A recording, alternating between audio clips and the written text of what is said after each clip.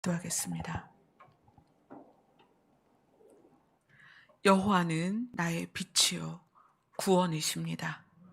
이 시간에 여호와의 이름으로 인하여 저희들이 한 자리에 모였습니다. 이 자리에 함께 하셔서 이 모인 한 사람 한 사람의 그 마음에 하나님의 구원의 빛을 비추어 주시옵소서. 예수님 이름으로 기도드리옵나이다. 아멘. 오늘 말씀은 누가복음 4장 16절로 20절 말씀 보도록 하겠습니다.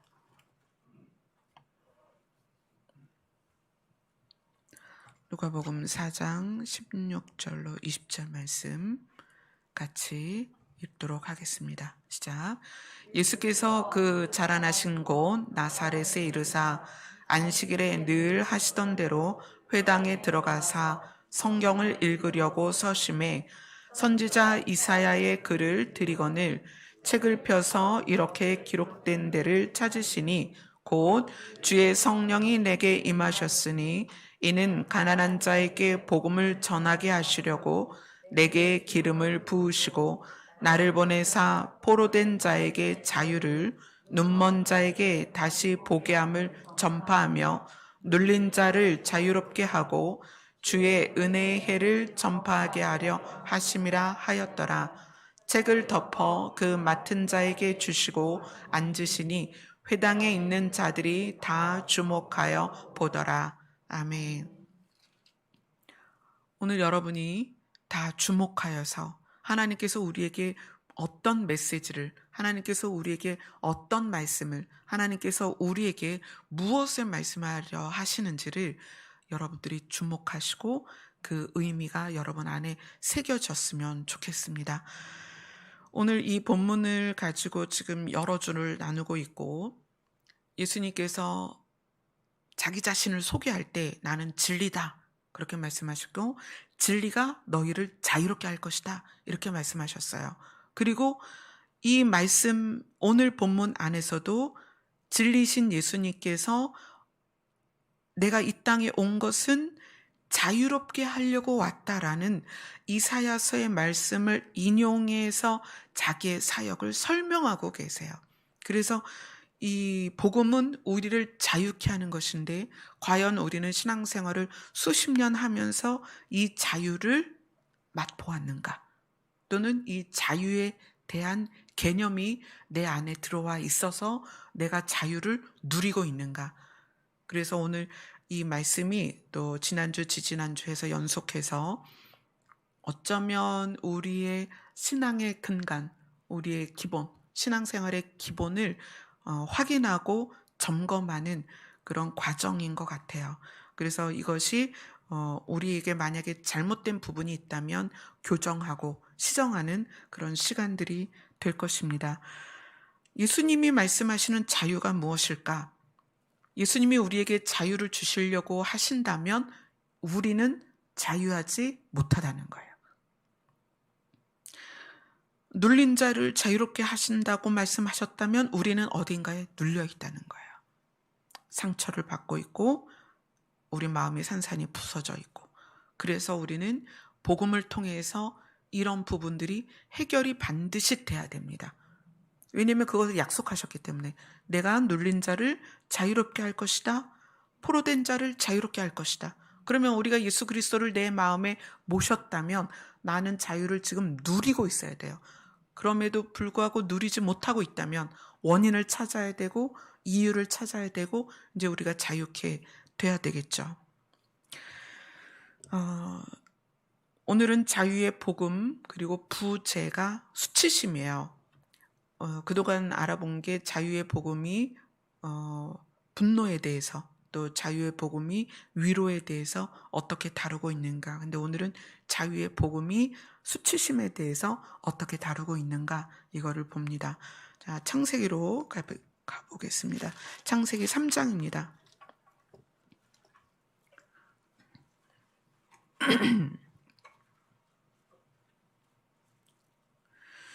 창세기 3장 1절부터 11절까지 쭉 한번 읽도록 하겠습니다. 자, 그런데 뱀은 여호와 하나님이 지으신 들짐승 중에 가장 간교하니라.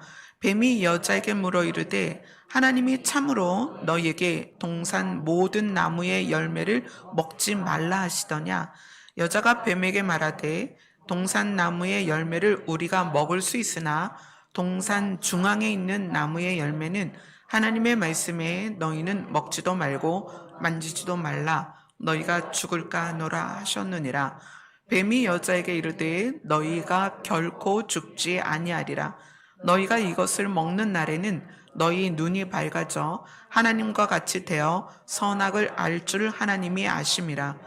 여자가 그 나무를 본즉 먹음직도 하고 보암직도 하고 지럽게 할 만큼 탐스럽기도 한 나무인지라. 여자가 그 열매를 따먹고 자기와 함께 있는 남편에게도 주매 그도 먹은지라.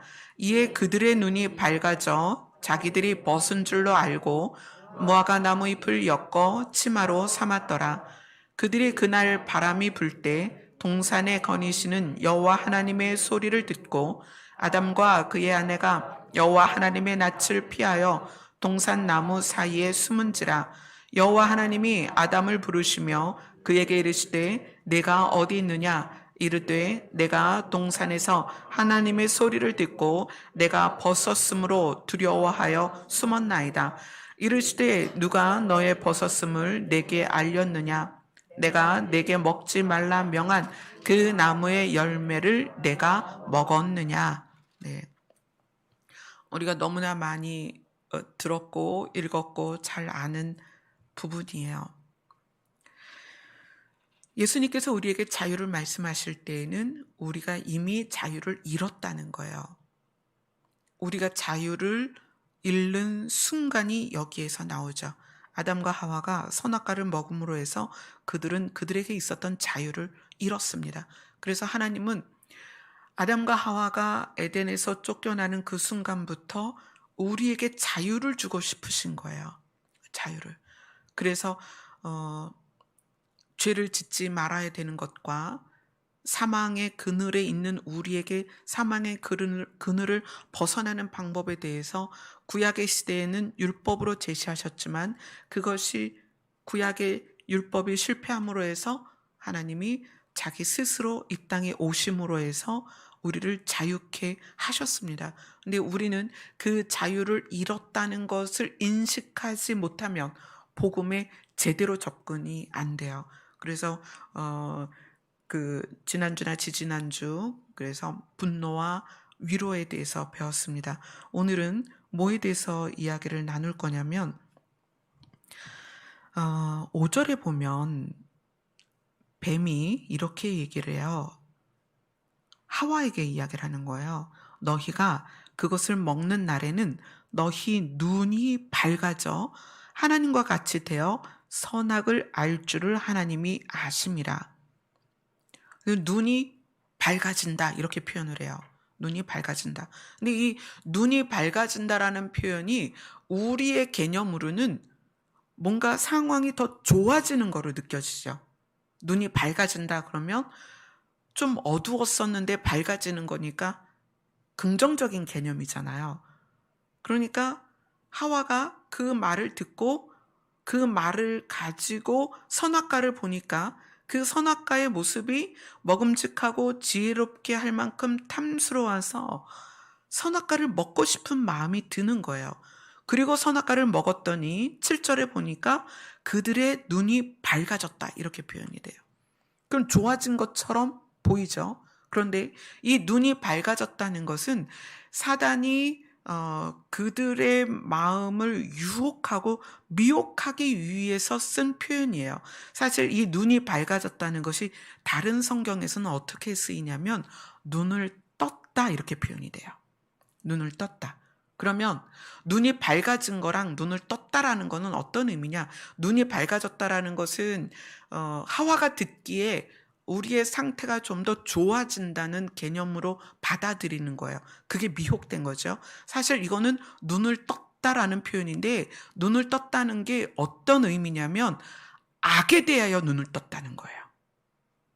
자, 아담과 하와는 악에 대하여 모르던 존재입니다.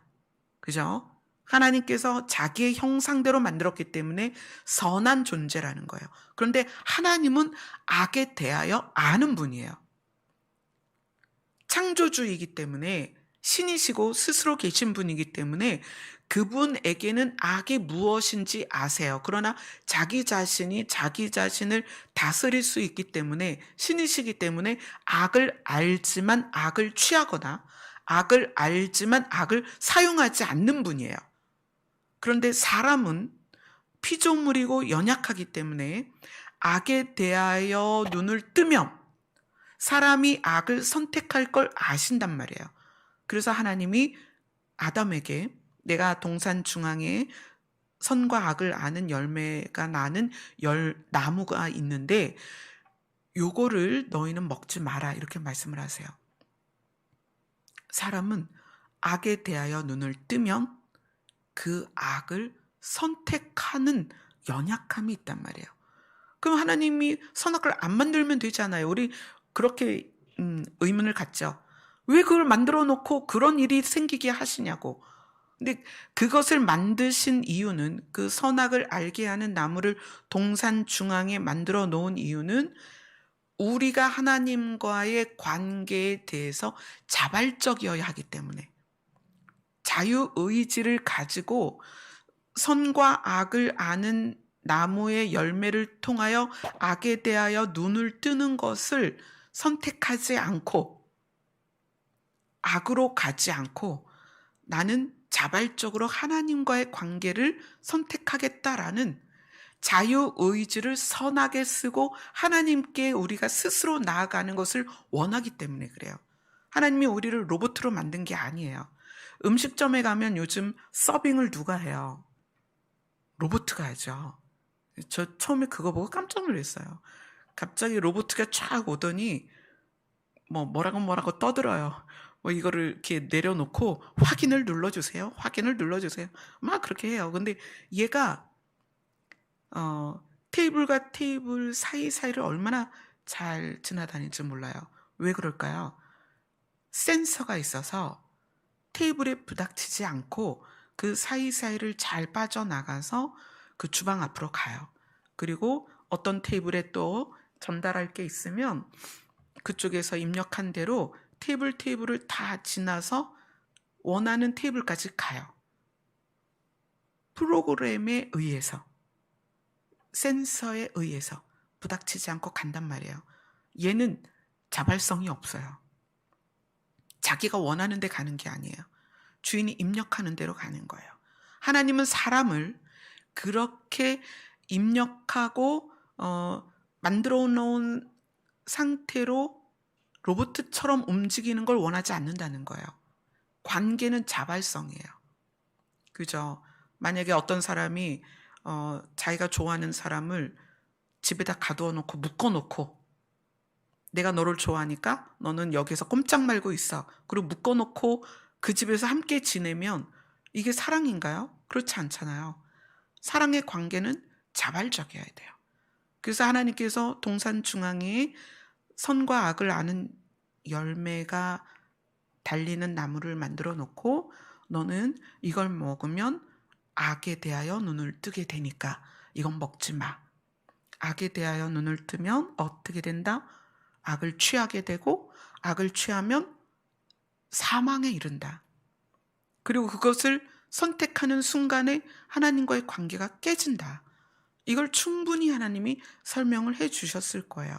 그런데 오늘 뱀은 사람에게 다가와서 악에 대하여 눈을 뜬다 이렇게 표현하지 않았습니다. 너희의 눈이 밝아질 거다 이렇게 얘기해요. 그럼 그 이야기가 마치 내가 뭔가 부족한 게 있는 것 같은, 그래서 한 단계 더 업그레이드 돼야 될 것 같은, 그래서 그 시각으로 선악과를 보니까 어떻다? 먹음직하고 보암직한데 어떻다? 지혜롭게 할 만큼 탐스럽다. 이렇게 느껴지는 거예요. 그래서 그것을 먹었더니 그들의 눈이 밝아졌다. 7절에 그렇게 표현돼요. 그들의 눈이 밝아졌다. 뭐다? 악에 대하여 눈을 떴다는 거예요. 악에 대하여 눈을 떴다. 그런데 악에 대하여 눈을 뜨고 나니까 가장 먼저 느껴진 게 뭐냐면 자기들이 벗은 줄을 알았다는 거예요. 악에 대하여 눈을 떴을 때 가장 먼저 다가온 게 수치심이라는 거예요. 그 수치심은 뭘 얘기하는 거냐면 하나님께서 아담과 하와를 만드셨을 때 아담과 하와는 자기 존재 자체로 만족하고 평안했습니다. 어떤 것도 자기들에게 부차적으로 뭔가를 걸치거나 치장을 해서 자기를 만들 필요가 없었다는 거예요. 이 벗었다라는 것이 옷을 입었다 벗었다 그 의미가 아니고, 이 벗었다라는 것은 자기에게 어떤 것을 가미하지 않아도 자기 존재 자체로 하나님이 나를 사랑하신다는 게 받아들여진 상태라는 거예요. 그래서 자기를 꾸밀 필요가 없었다는 거예요. 모자를 쓸 필요도 없고 옷을 입을 필요도 없고 어떤 것도 자기에게 가미하지 않고 자기 자신 그대로를 하나님이 사랑하셨다는 것을 알고 있었던 때가 벗었다는 거예요. 그런데 악의 눈을 뜨고 나니까 자기의 벗음이 보이고 그걸 수치스럽게 느꼈다는 거예요. 그것은 자기 자신만으로는, 자기 존재만으로는 자기 스스로 가치를 못 느낀다는 거예요. 오늘 예린이하고 예나라는 친구가 우리 교회에 왔어요. 제가 한 2년 만에 만났어요. 그때 처음 만났을 때 막 아기 같았는데 많이 컸어요. 근데 우리 두 아이가 태어났을 때 엄마 뱃속에서 태어나면서 귀걸이하고 목걸이하고 뭐 머리 염색하고 화장하고 태어나지 않았어요. 예린이, 예나, 우리 찬미, 은준이, 하경이 마찬가지예요. 태어날 때 아무것도 필요 없었어요. 그들은 그냥 뭐 응애하고 우는 것밖에 할 수 없는데 그 존재만으로도 얼마나 귀했어요. 그렇지 않아요? 제가 우리 아이 찬미가 딱 태어났을 때 사실은 좀 처음에는 울었어요. 왜 울었냐면 이 아이가 의사 선생님이 여자입니다 이러는 순간에 얘가 나랑 똑같은 고생을 하겠구나. 그래서 눈물이 나긴 했지만 남편이나 저나 그냥 이 아이가 뭐 100만 원을 들고 나온 것도 아니고 아니 뭐 금부치를 들고 나온 것도 아닌데 그냥 기쁜 거예요. 너무 소중한 거예요. 이 아이 자체만으로 아무것도 필요가 없는 거예요. 이 아이가 딱 태어나면서 엄마 저 서울대 가겠습니다 이런 것도 아니에요. 그냥 그 아이가 귀한 거예요. 왜요? 생명이기 때문에. 우리 안에서 태어난 생명이기 때문에. 하나님이 아담과 하와를 바라볼 때 그러셨다는 거예요. 너희한테는 아무것도 필요 없어. 그냥 너 자체로 나는 너를 사랑해. 그게 하나님이 사람을 향한 시각이라는 거예요. 그런데 악의 눈을 뜨면 바로 수치심을 느끼는 거예요. 뭐라고요? 자기들이 벗은 줄을 알았다. 뭔가 필요한 거예요. 자기를 위해서. 아무것도 치장되어 있지 않은 자기 자신이 부끄러운 거예요. 수치심은 자기 스스로를 부끄러워하는 거예요.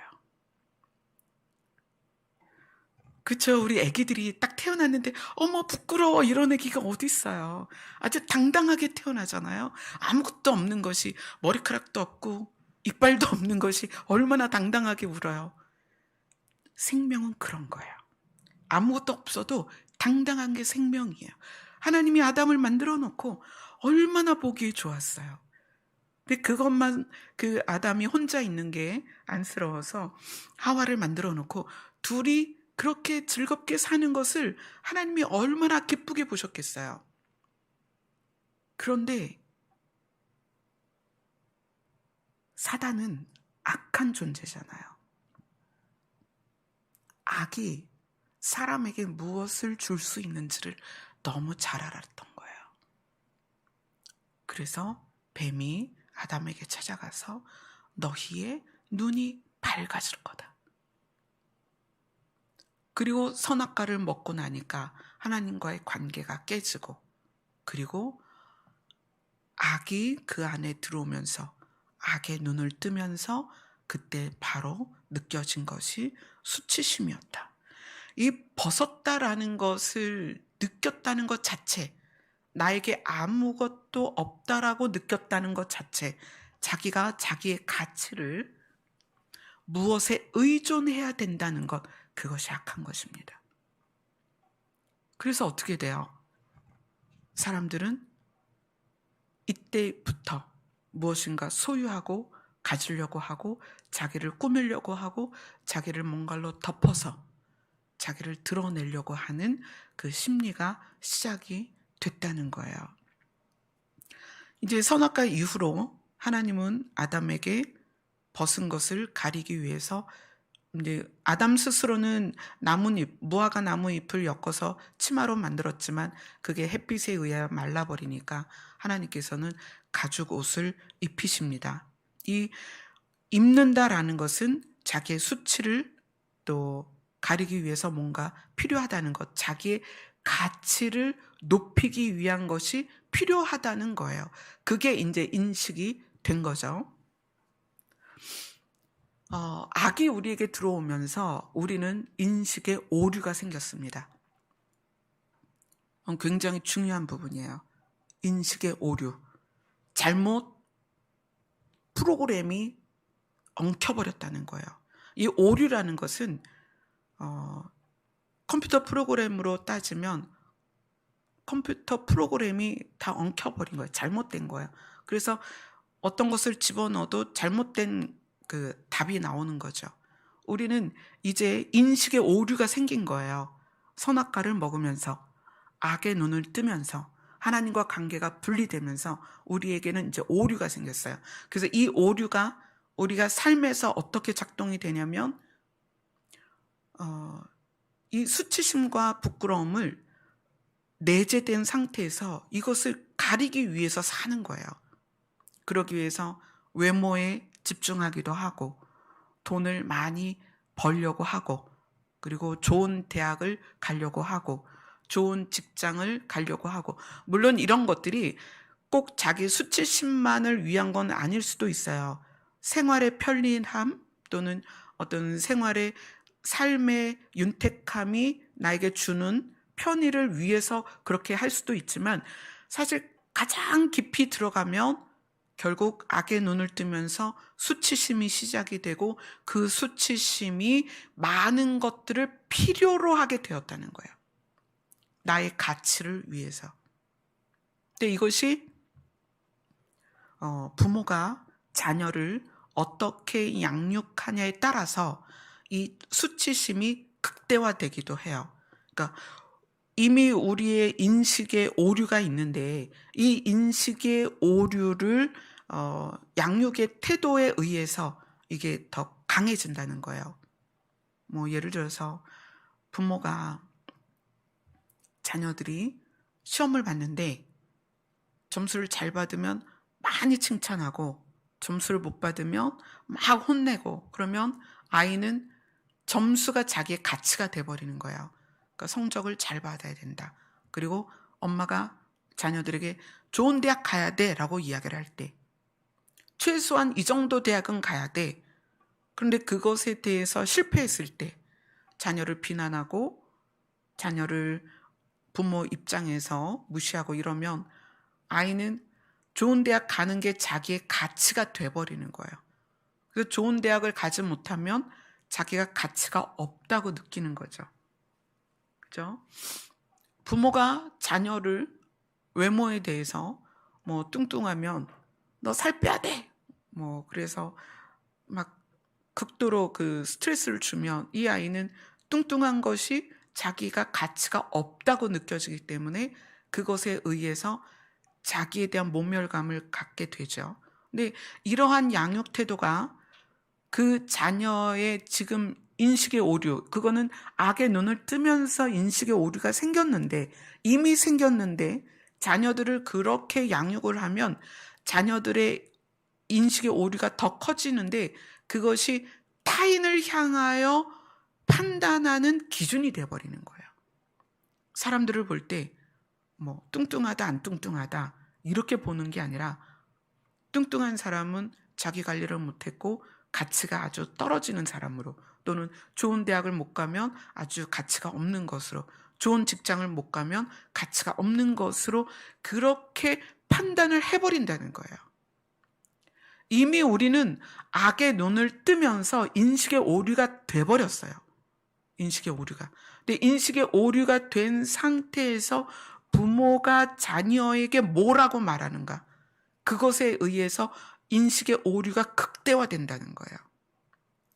아주 엄한 부모일 경우에 아이들은 이제 자라면서 그 자라는 단계별로 요구하는 게 있고 호기심이 있고 또 하고 싶은 활동들이 있어요. 그런데 부모가 엄하면 안 돼라는 말을 굉장히 많이 하죠.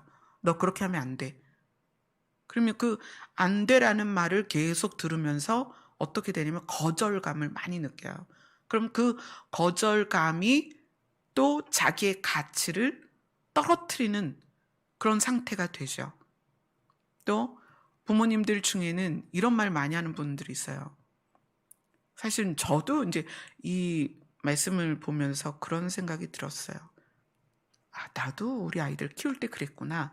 제가 찬미 막 이렇게 어릴 때 이제 그 집 앞에 슈퍼를 가면, 슈퍼를 가기 위해서 아이의 머리를 빗기고 머리를 따주고 옷을 갈아입히고 그리고 슈퍼를 갔어요.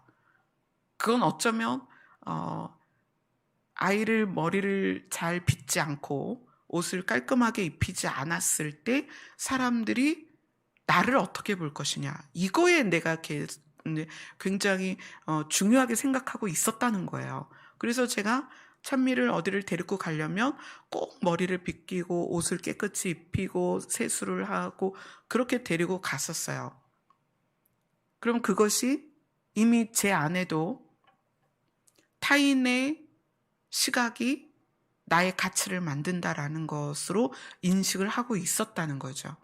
그래서 부모님들이 이제 자녀들에게 너 이렇게 행동하면 남들이 너를 어떻게 생각할까? 막 이렇게 표현하는 것들, 누가 보면 어떡하니? 이렇게 표현하는 것들이 이미 인식의 오류에 사로잡힌 우리가 그것에 의해서 생각하고 평가하는 것이 길들여져 있고 익숙해져 있다는 거예요.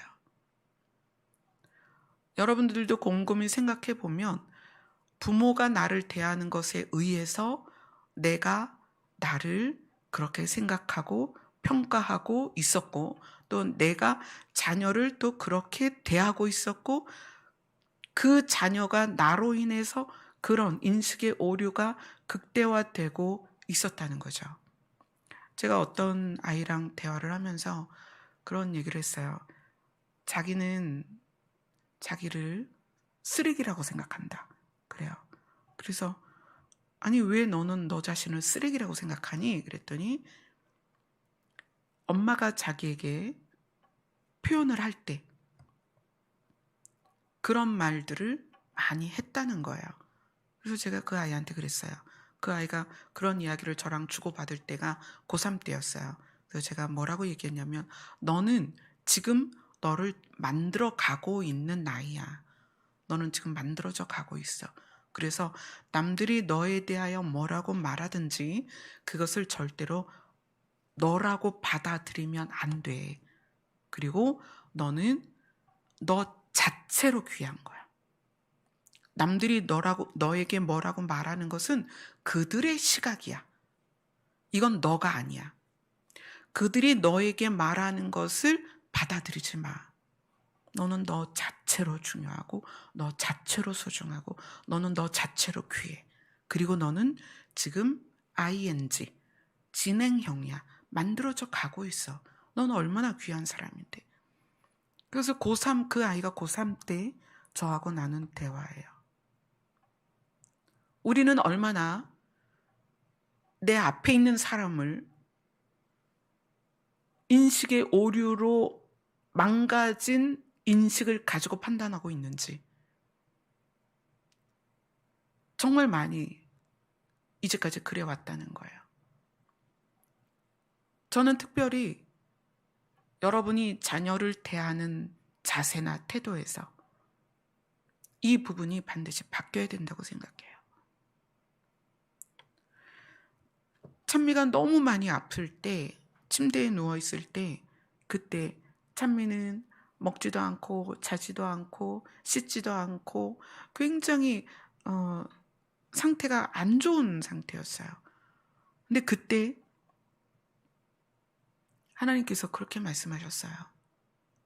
저 아이를, 그때 이제 찬미가 누워있는 모습을 볼 때 찬미 안에 예수님이 찬미의 몸 안에 그대로 이렇게 누워 계시는 모습으로 보이는 거예요. 예수님이 뭐라고 말씀하시냐면, 이 아이를 나라고 생각하고 안아줄 수 있겠니? 이렇게 표현을 하시는 거예요. 찬미라는 아이가 그 당시에 아파서 또 그때는 이제 찬미의 정신적인 상태가 굉장히 불안했기 때문에 뭐 주변에서는 귀신 들렸다 이렇게 표현할 정도였어요.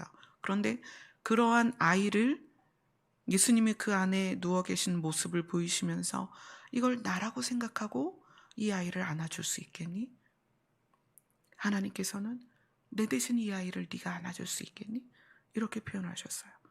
그 얘기는 이 아이에게 있는 모든 증상, 이 아이가 가지고 있는 모든 상태를 다 배제하고 이 아이 자체를 귀하게, 소중하게, 사랑스럽게 봐달라는 거죠. 이것은 오류가 걷어진 상태로 사람을 대하라는 거예요. 근데 이것이 우리 안에 너무나 깊이 들어와 있어서 이 인식의 오류가 나에게도 적용이 되고 타인을 볼 때도 적용이 된다는 거예요. 그래서 미워하고 시기하고 질투하고 원망하고 비난하고 비하하고 비웃고 폄하하고 우리 안에 그런 심리 상태를 가지고 있다는 거예요. 그리고 이 오류 말고도 어떤 게 있냐면 왜곡이에요. 이 오류는 프로그램이 잘못된 거고요. 왜곡은 잘못 느끼는 거예요. 그러니까 이런 거죠. 이제 가끔 이런 신문 기사가 나요. 어떤 사람이 지나가는 행인을 칼로 찔러서 죽이거나 아니면은 때렸어요. 그래서 경찰이 잡아왔어. 잡아서 너 이 사람을 왜 때렸니? 라고 물어봤을 때 저 사람이 나를 쳐다볼 때 비웃는 것 같았다. 뭐 이렇게 표현하죠. 저 사람이 나를 노려봤다. 또 저 사람들이 나에 대해서 험담을 했다. 이렇게 얘기를 하는 거예요. 그래서 그 사람한테 물어보면 아니다. 나는 그렇게 쳐다보지 않았다. 그냥 지나가고 있었다. 근데 눈이 마주쳤다. 근데 이 사람이 왜곡이 된 거야. 뭐의 왜곡? 감정이 왜곡이 돼 있는 거예요. 그래서 저 사람이 나를 비웃는 것 같고, 저 사람이 나를 흘겨보는 것 같고, 저 사람들이 모여서 나를 험담하는 것 같고, 이게 뭐예요? 감정의 왜곡이에요. 우리의 인식이 오류가 일어난 상태에서 감정의 왜곡이 생기는 거예요. 잘못 느끼는 거예요. 대표적으로 아담과 하와가 그랬죠. 자기가 벗은 줄을 알고 수치심을 느끼고 무화과 나무 잎으로 엮고 어떻게 해요? 하나님의 낯을 피해서 나무 사이에 숨습니다. 그래서 하나님이 너 왜 그랬니? 그랬더니 그들이 이 왜곡이 분명히 자기가 그걸 보고 먹음직하고 보암직하고 지혜롭게 할 것 같아서 먹었음에도 불구하고 그 자기의 행동을 탓을 하죠. 아담은 하와 탓을 하고 하와는 뱀 탓을 하고 자기의 자유의지를 자기가 쓴 것임에도 불구하고 남 탓을 한단 말이에요. 그 악이 우리 안에서 악에 대해서 눈을 뜨게 되면 자기가 한 행동에 대해서도 타인에 의하여 그렇게 행동했다고 오류를 일으키는 거예요. 이건 왜곡된 거예요, 왜곡. 감정의 왜곡. 근데 일상에서 정말 많은 부분이 우리가 왜곡되어 느껴집니다. 예수님이 오셔서 내가 너희를 자유케 하리라 라고 말씀하시는 것은 인식의 오류와 감정의 왜곡을 바로잡겠다는 거예요. 그리고 그것이 되면 이제 우리가 자유케 됩니다. 정말 많은 부분에서 자유케 됩니다. 로마서로 가겠습니다.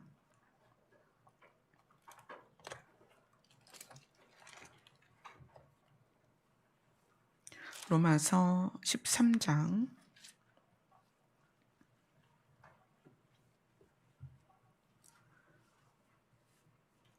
8절부터 14절까지입니다. 같이 읽겠습니다. 시작. 피차 사랑의 빛 외에는 아무에게든지 아무 빛도 지지 말라. 남을 사랑하는 자는 율법을 다 이루었느니라. 간음하지 말라, 살인하지 말라, 도둑질하지 말라, 탐내지 말라 한 것과 그 외에 다른 계명이 있을지라도 내 이웃을 내 자신과 같이 사랑하라 하신 그 말씀 가운데 다 들었느니라. 사랑은 이웃에게 악을 행하지 아니하나니 그러므로 사랑은 율법의 완성이니라. 또한 너희가 이 시기를 알거니와 자다가 깰 때가 벌써 되었으니 이는 이제 우리의 구원이 처음 믿을 때보다 가까웠음이라. 밤이 깊고 낮이 가까웠으니 그러므로 우리가 어둠의 일을 벗고 빛의 갑옷을 입자. 낮에와 같이 단정히 행하고 방탕하거나 술 취하지 말며 음란하거나 호색하지 말며 다투거나 시기하지 말고 오직 주 예수로 그리스도로 옷을 입고 정욕을 위하여 육신의 일을 도모하지 말라. 아멘. 사랑은 율법의 완성이다. 사랑의 빛 외에는 지지 말아라. 사랑은 율법의 완성이다. 자, 이제 우리는 우리의 인식의 오류를 바로 잡아야 돼요. 인식의 오류를 바로 잡아야 된다. 그래야 우리가 자유케 되는데 예수님이 우리의 인식의 오류를 바로 잡기 위해서 오셨습니다. 오셔서 자기의 생명을 내어주시면서 뭐를 확증하셨냐면 사랑을 확증하셨어요. 사랑을. 그리고 그 사랑이 뭐다? 율법의 완성이다. 그러면 그 사랑이 어떻게 우리의 인식의 오류를 바로잡느냐? 인식의 오류를 바로잡는 것이 어떻게 사랑이냐? 자, 그것에 대해서 11절에서 14절을 보면 예수님이 뭐라고 말씀하시냐면 예수 그리스도로 옷을 입어라. 그것이 빛의 갑옷이다. 빛의 갑옷, 예수 그리스도로 옷을 입는 것이 무엇이냐면 우리의 수치를 가리는 것인데 우리가 예수 그리스도로 옷을 입으면 더 이상 우리를 위하여 아무것도 필요가 없다는 거예요. 이제까지 우리는 인식의 오류로 인해서 많은 것이 필요했습니다. 예뻐야 되고 날씬해야 되고 좋은 옷을 입어야 되고 좋은 집에서 살아야 되고 좋은 차가 필요하고 남들이 나를 알아줘야 되고 내가 유명해져야 되고 또 좋은 직업을 통해서 내가 좀 권위가 있어야 되고 높은 자리에 있어야 되고 이런 것들이 전부 악의 눈을 떠서 수치심이 내 안에 들어온 상태에서 이 수치심을 가리는 것이 이러한 방법이라고 생각했던 거예요. 이게 인식의 오류예요. 그런데 예수님이 오셔서 내가 너희의 옷이 되어줄게. 나로 옷을 입으면, 예수 그리스도로 옷을 입으면 우리는 우리 자신 그대로 우리가 공부를 못해도 키가 작아도 힘이 없어도 가난해도 못 배웠어도 아무 상관없이 우리는 그 자체로 존귀하다는 거예요. 아멘. 그리스도로 옷을 입는 것은 우리의 수치를 완전히 가려주시겠다는 거예요. 그리고 하나님께서 우리를 보실 때 태초에 하나님이 아담을 보셨던 그 시각, 하나님이 우리를 향한 그 시각이 완전히 회복된다는 거예요. 이것이 우리 안에 정말 깊이 자리매김되면 그 다음부터는요, 우리가 탐심이 우상숭배라고 말하잖아요. 그 탐심이 왜 생기겠어요? 나의 수치를 가리기 위한 조건들을 추구하는 게 탐심이에요.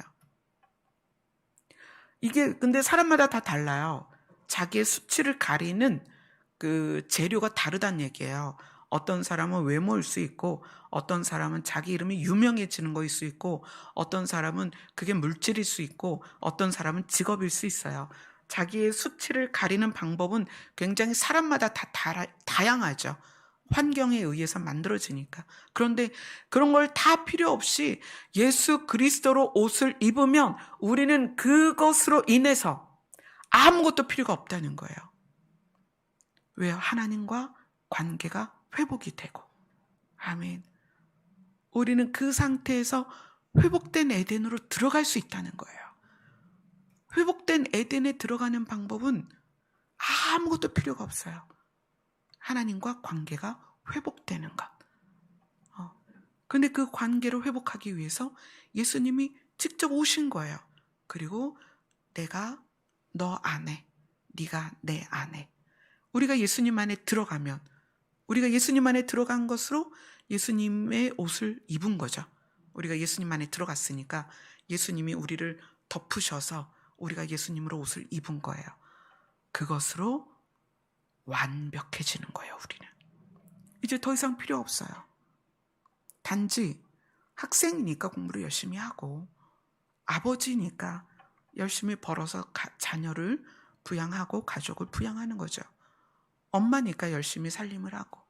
그런데 그것이 나의 가치를 바꾸는 게 아니라는 거예요.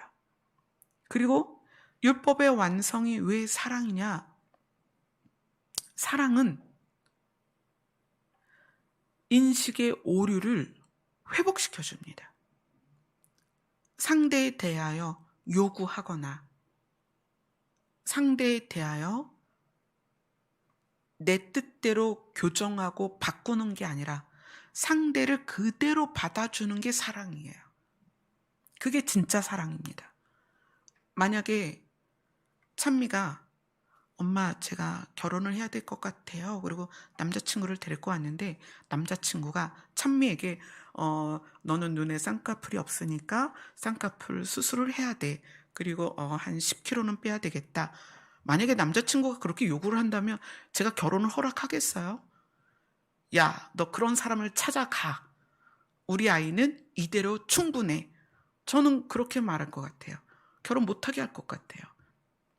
진짜 사랑은 있는 그대로를 받아주는 거예요. 그게 진짜 사랑이에요.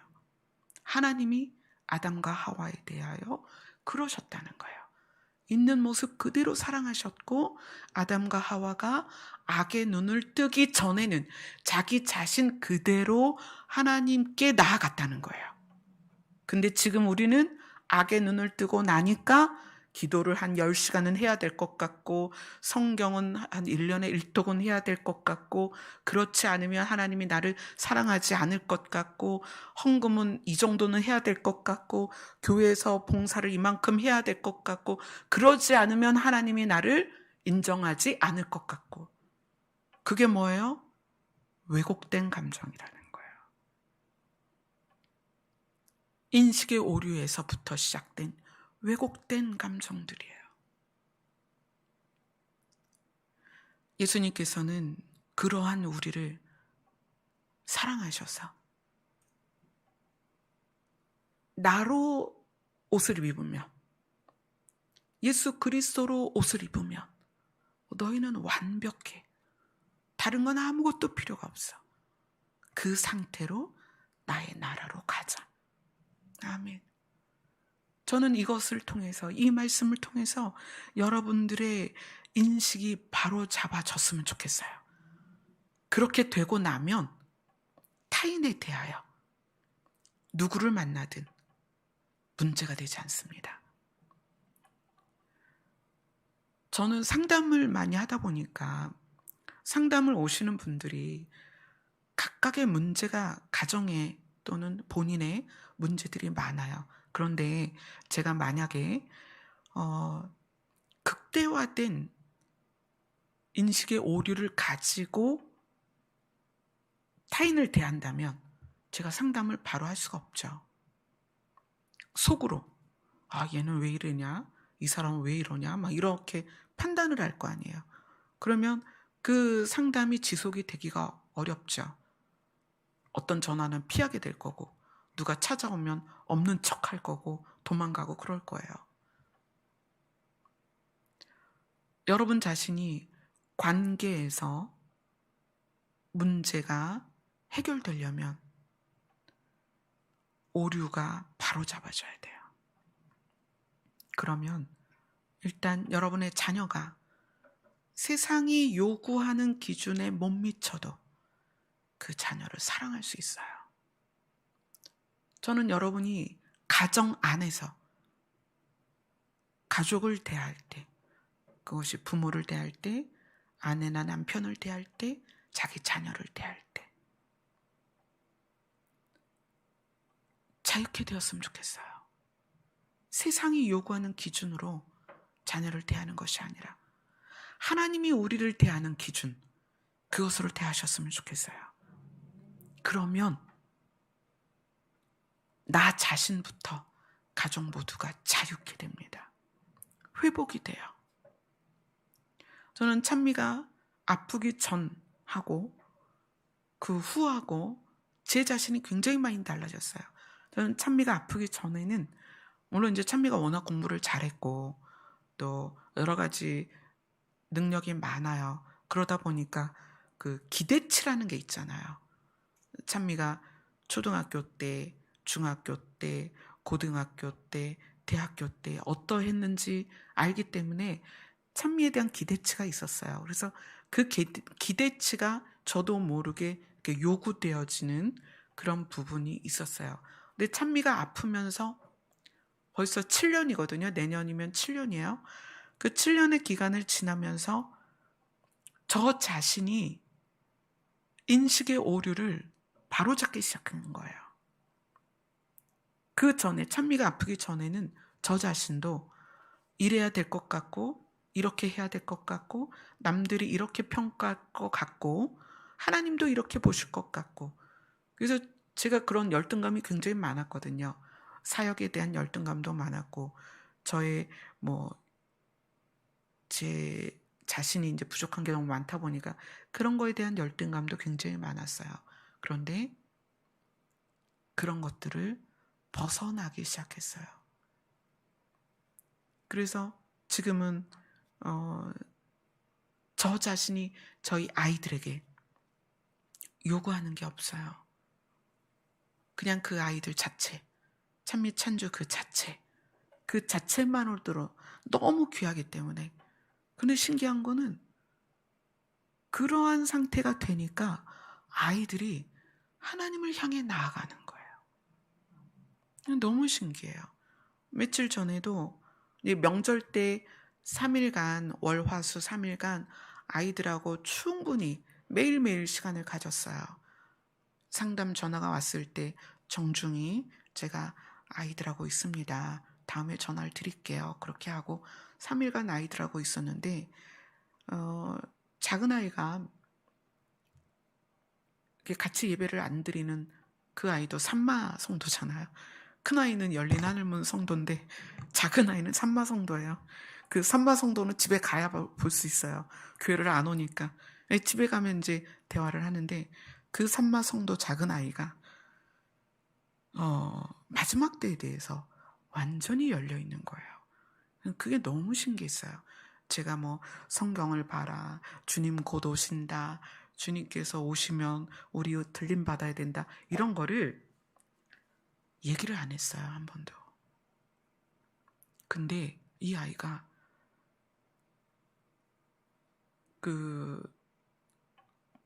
왜 그랬을까 가만히 생각해 보면 엄마를 통해서 그 사랑, 진짜 사랑, 아이에게 요구되는 계산된 사랑이 아니라 그냥 그 아이 자체만을 향한 그 사랑이 아이에게 느껴지면서 그 사랑의 본질이 하나님이시잖아요.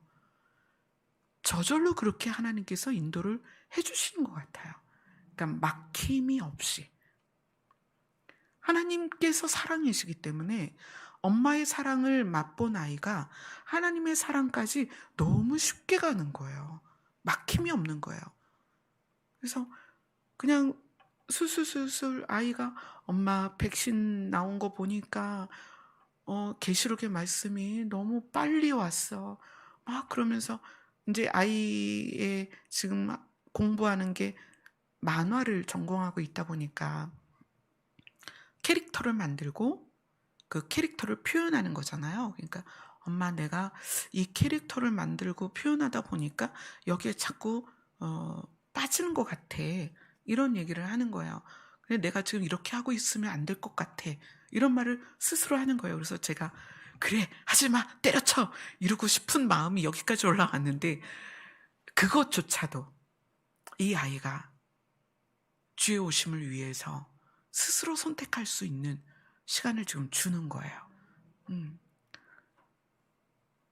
그래서 율법의 요구는 악한 길에서 돌아서서 하나님께로 와서 구원을 받는 거잖아요.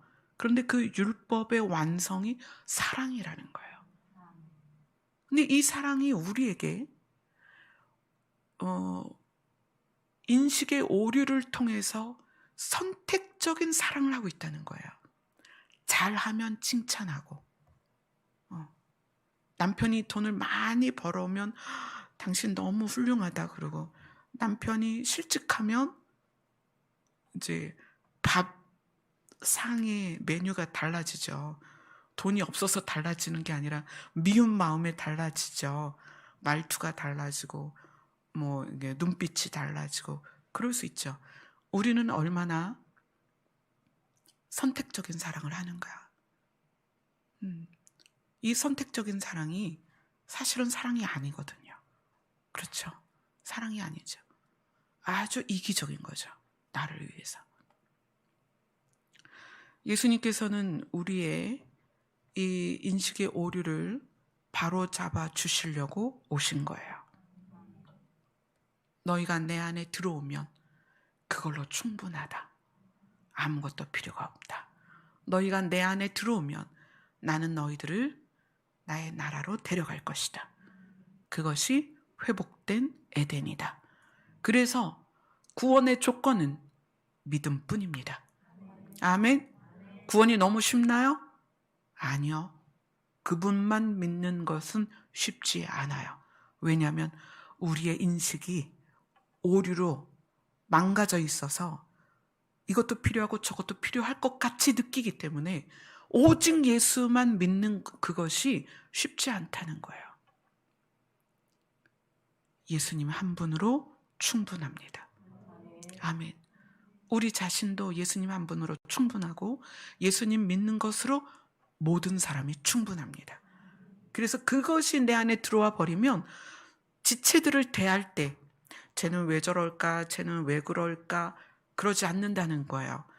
무리를 지어서 누구를 따돌리거나 누구를 피하거나 폄하하거나 비난하거나 하지 않습니다. 누가 담배를 못 끊고 누가 술을 못 끊고 누가 좀 배움이 짧고 누가 좀 교양이 없고 그래도 그가 믿는다는 것 하나만으로도 우리 공동체는 충분히 그를 사랑할 수 있어야 된다는 거예요. 아멘. 저희 주보에 헌금 얼마 한다 이런 거 안 쓰잖아요. 저는 교회에서 직분 주는 것도 하지 않습니다. 왜요? 그런 것이 우리 인식의 오류를 극대화시킵니다. 헌금을 많이 하고 뭔가 봉사를 많이 하고 어떤 직분을 받고 그래서 뭐가 되고, 이것이 우리의 인식의 오류를 자극한단 말이에요. 그래서 그렇게 해야 될 것 같고 그래야 하나님이 기뻐하실 것 같고, 그렇지 않습니다. 우리는 예수 그리스도 한 분으로 충분합니다. 아멘. 아멘. 기도하겠습니다.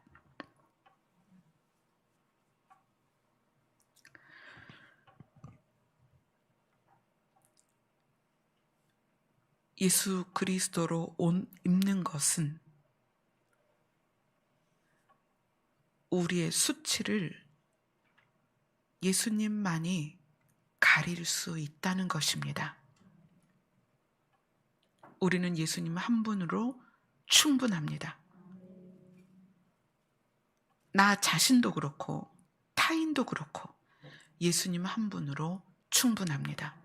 이것이 우리 안에 깊이 들어와서 나 자신을 향하여서도 나 자신이 수치스럽게 생각하지 않고 우리의 가족이나 공동체 지체들을 대하여도 예수 그리스도로 충분하게 우리가 바라볼 수 있는 그 마음이 회복되게 하여 주시옵소서. 예수님 이름으로 기도드립니다. 아멘. 자기의 복음으로 우리의 수치를 가려주시는 선한 능력을 노래하겠습니다.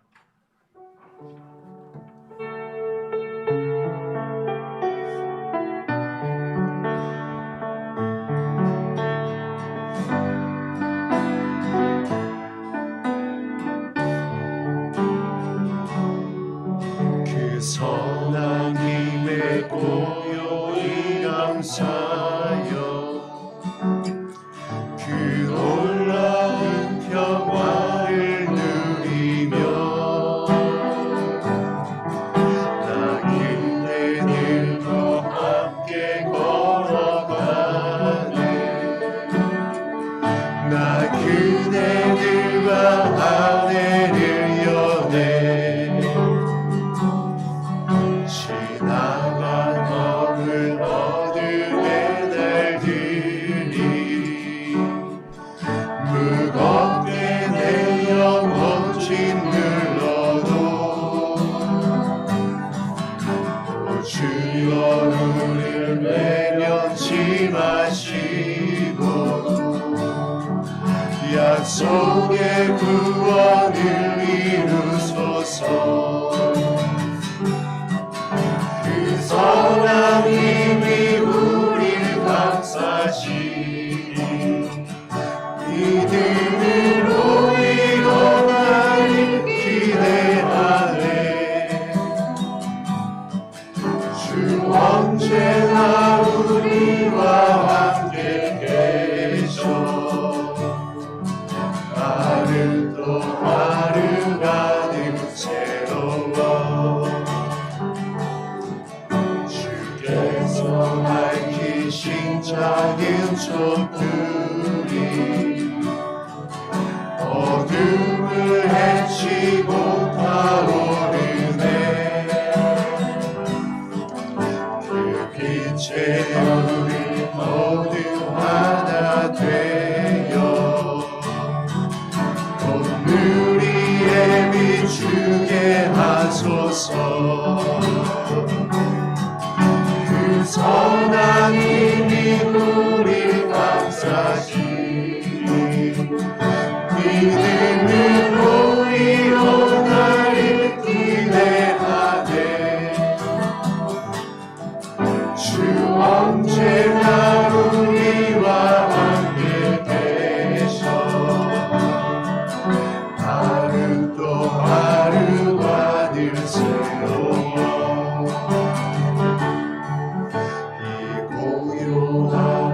깊이 번져갈 때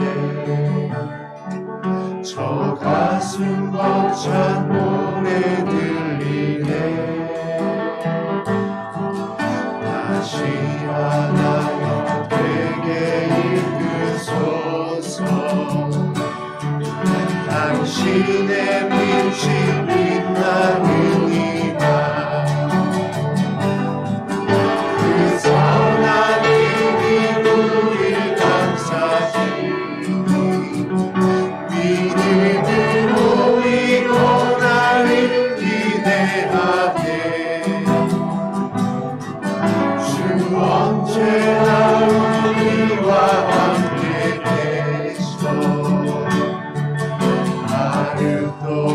다시 한번 그 선한 힘으로 우리를 감싸소서. 그 선한 힘에 그 선한 힘 우리를 감싸시니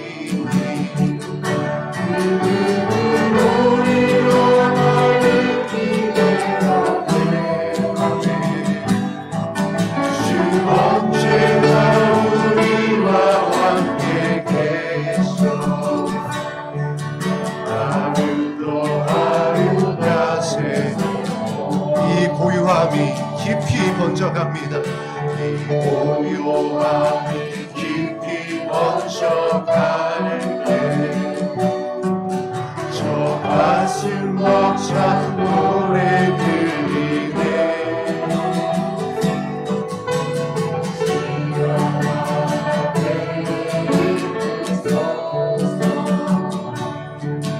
당신의 빛을 빛나는 그 선한 힘으로 그 선한 힘이 우리를 감싸시니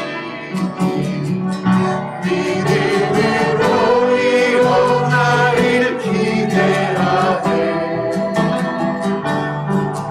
두 언제나 우리와 함께 계셔.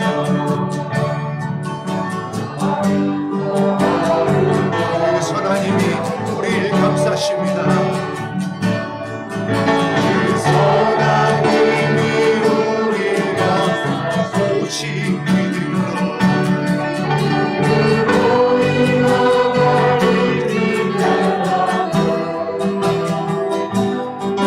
주 언제나 우리와 함께 계셔.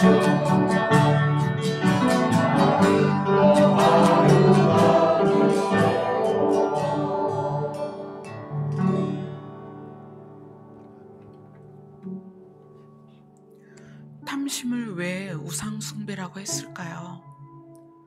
우리는 나 자체로 충분하고 나의 가치만으로도 하나님께 나아갈 수 있고 예수 그리스도로 옷 입는 것으로 우리는 완벽합니다. 그런데 그것에 만족하지 않고 다른 것을 추구하는 게 탐심이고요. 그래서 그것이 우상숭배라고 말하는 거예요.